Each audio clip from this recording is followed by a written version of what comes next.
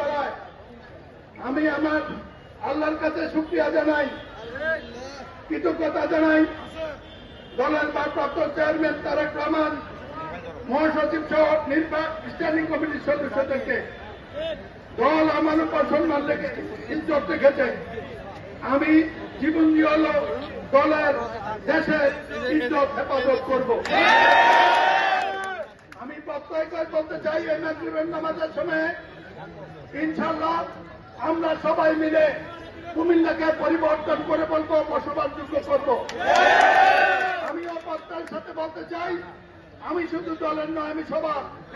দলের মধ্যে কে কোন গ্রুপ করেন আমার কাছে বিবেচ্য নয়, একটি বিবেচ্য আপনারা জিয়ার সৈনিক কিনা।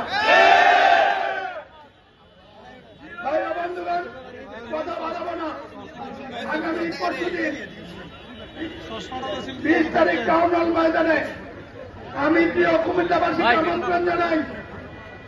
সেদিন আমি কুমিল্লা নিয়ে কি স্বপ্ন দেখি এটা আপনাদেরকে বিস্তারিত বলবো। জাতি গণতন্ত্র এই নিয়ে কি ষড়যন্ত্র হচ্ছে সেটা বলবো। একটি কথা বলতে চাই, এক সময় জাতির দুর্দিনে, দেশের দুর্দিনে মুক্তিযুদ্ধের সময় শহীদ জিয়ার আবির্ভাব হয়েছিল। আজকে জাতির সংকটকালে আবির্ভাব হয়েছে আমাদের নেতা তারেক রহমানের। আমার 67 বছর রাজনৈতিক জীবনের অভিজ্ঞতা দিয়ে বলতে চাই, তারেক জিয়ার নেতৃত্বে বাংলাদেশ পথ হারাবে না।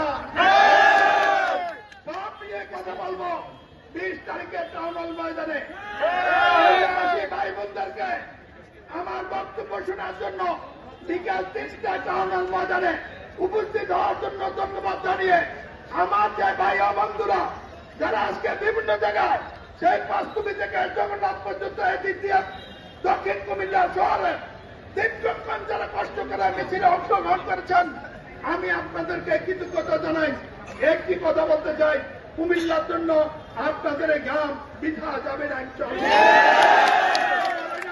কথা বলবো 20 তারিখে, জানবেন আপনারা, শুনবো আমি 20 তারিখে।